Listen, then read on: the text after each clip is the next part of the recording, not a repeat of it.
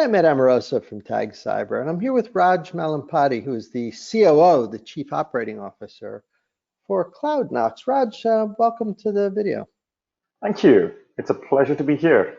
Looking forward to hearing a whole bunch of your perspective on the cybersecurity industry and threat, and just in your perspective in general. You're a veteran in this area. But before we do, why don't you give the folks watching just a real quick elevator thumbnail on CloudKnox, what you guys do and what you bring to your customers. Sure.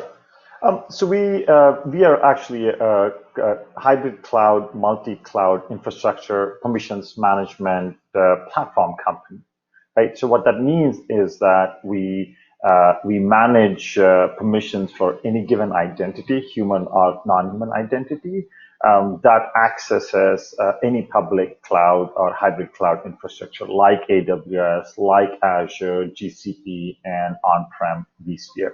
So that's basically what the company has been sort of founded on. That's the principle, and that's basically the platform that we provide. When you guys put the company together, you must have been betting correctly, by the way, that everybody would just sort of, the wind would blow them toward essentially multi-cloud, not as an add-on, but increasingly that's the company, right? It just sure seems like that's become the norm. Yeah. You the same thing? Yeah, absolutely, right? So there were two key things that we were betting on, right? So number one was that fundamentally there will always be a hybrid cloud infrastructure environment, right? And the reason I say hybrid cloud is because the economics of driving towards the public cloud is actually phenomenal, right? It makes a lot of sense, how fast you can actually get your infrastructure up and running, and just even the economics in terms of actually working or building an entire cloud infrastructure platform. But what's also very clear is that it's very, very difficult, if not next to impossible, to move all the workloads out of the data center, right? So that was very, very clear. And the reason I say that was very clear is, again, my background.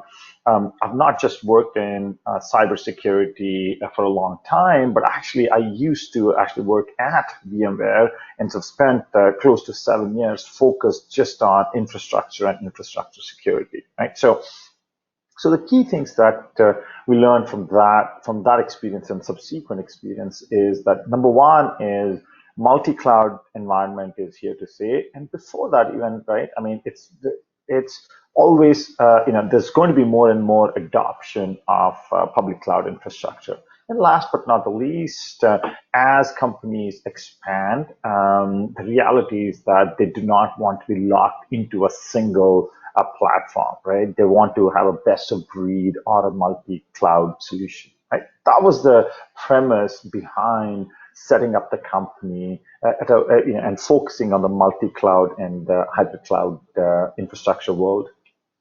You know, when you and I first met, it was a bunch of months ago, you were teaching us about your platform. I remember coming away thinking that the insider problem is maybe one of the real obvious benefits here, that, when you're dealing with permissions and identity and cloud, right.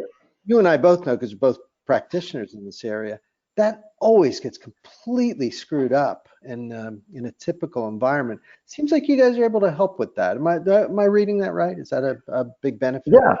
So it's one of the use cases, but if you sort of fundamentally think about the broader use case, it's the fact that every company, and I want to stress the word every company that has a multi-cloud infrastructure and a hybrid cloud infrastructure has identities which are over permission, right? That is practically, think of it as it's a fact, right? And the interesting piece is that it's not 5 or 10% of the identities. In fact, we've done about what we do is we've done about 125 risk assessments, right? Which is part of our overall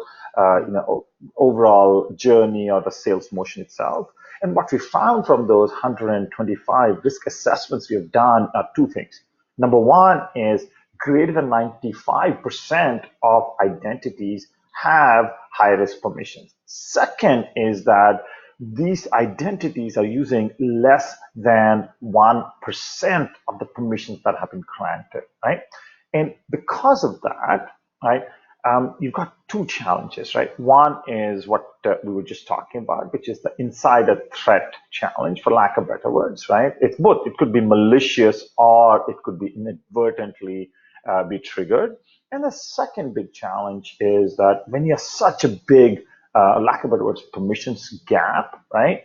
It is bound to be exploited by the malicious attackers itself, right? And that's the problem that we're solving, right? It is this whole notion of basically reducing the permissions gap and right sizing those permissions so that any given identity, human or non-human identity, can get permissions that they're using as opposed to just having a massive permissions gap.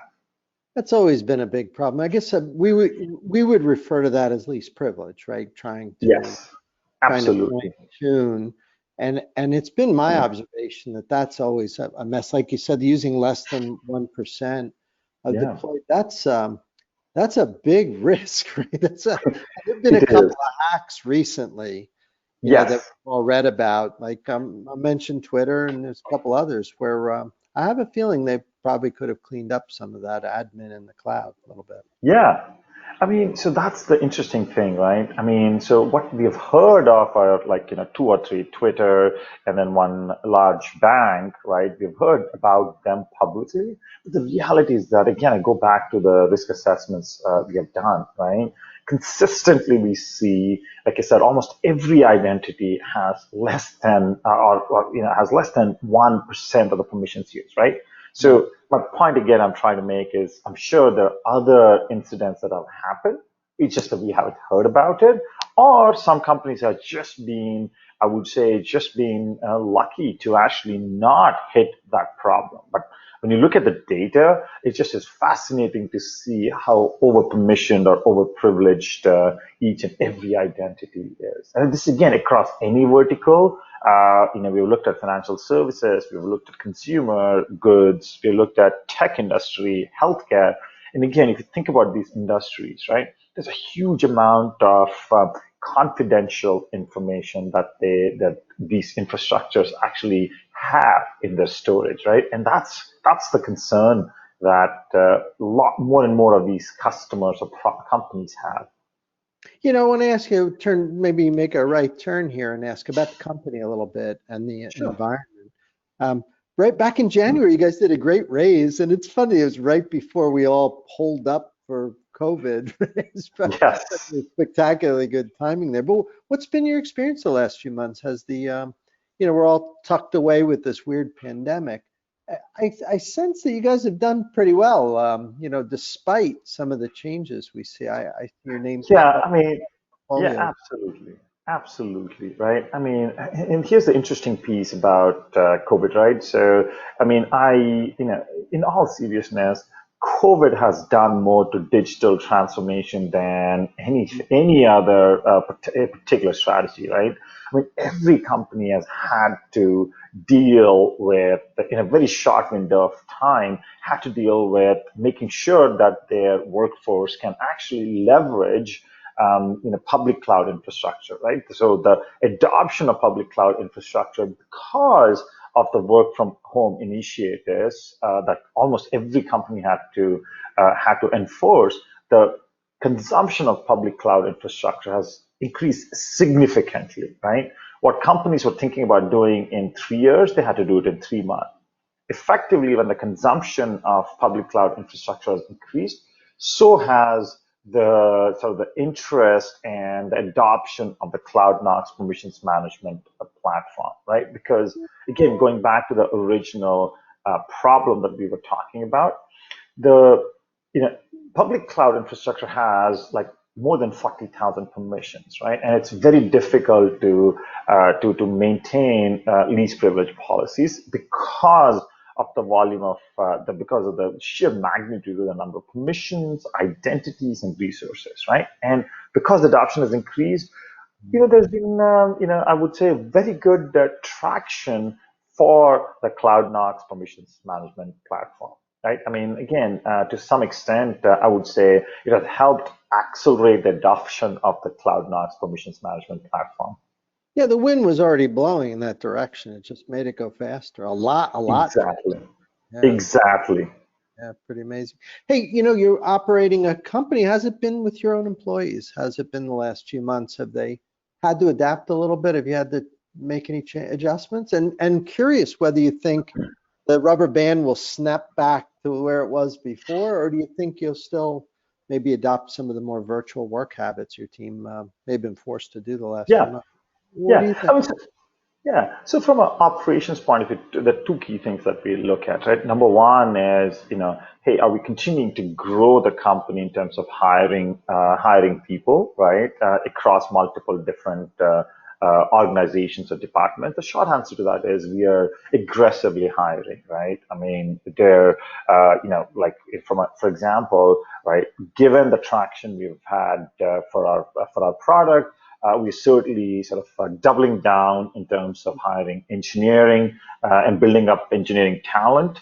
The second one is certainly on the marketing and the go-to-market side. That includes sales too, right? So that's one, right? The second one is fundamentally, right, again, there's been a huge shift in terms of how each and every employee interacts with each other. And I actually firmly believe that, working remotely or working in a virtual environment is here to stay, right? In fact, since we sort of, shut down our office in early March, we were one of the early companies to actually take that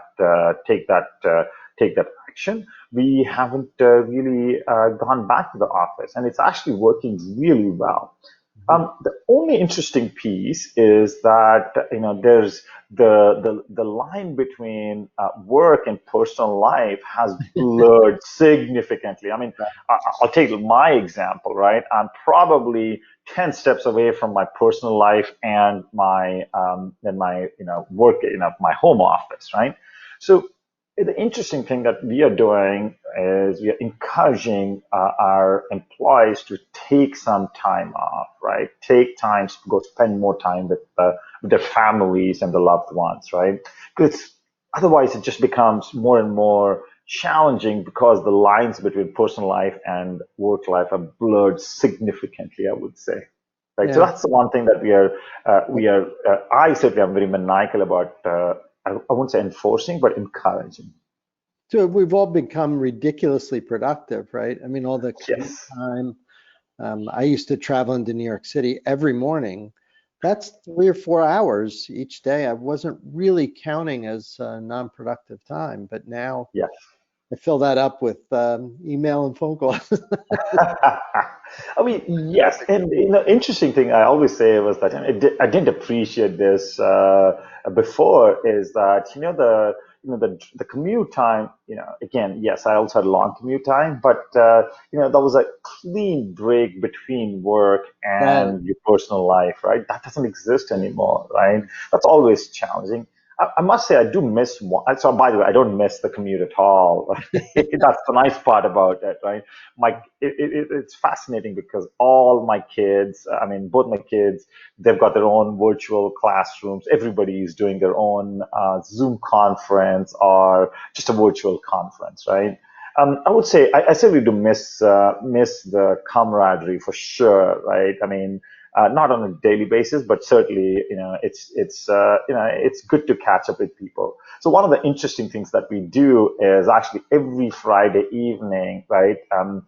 We as a company, or actually a lot of the folks who at least live here in the Bay Area, we actually go for a 3-hour hike. Right. So that's actually nice to at least have that bonding and at the same time get some physical activity too. So I certainly say that's actually been a phenomenal thing that we as a company have tried to do. Well, maybe what you can do is combine virtual and physical. You can live stream as you hike, and then we'll all Boy, go. That sounds really wonderful. yeah. Raj, for people watching who are interested in your services, is the website the best place for them to be in touch with you to get a brief and Absolutely. learn more about the platform? Yeah, I mean the website, and then again, they're more than happy to actually even get in touch with me, right? I mean, we are certainly always looking for lighthouse customers as well as customers who are actually who have a multi-cloud, hybrid cloud world and drive and taking advantage of the platform. Absolutely, yeah. Website is great, or I'm happy to even give them my email address. So, Raj, on behalf of the whole folks watching this, the community, our listeners, and certainly my team, thank you so much for spending some time sharing. It's always a delight to catch up, and maybe sometime when I'm out there, I come along on one of those hikes with you guys. Please. That would be It's a great. pleasure talking to you, and thank you again for inviting me for this event. Our pleasure as well. And we will see you all next time. All right, thank you. Bye.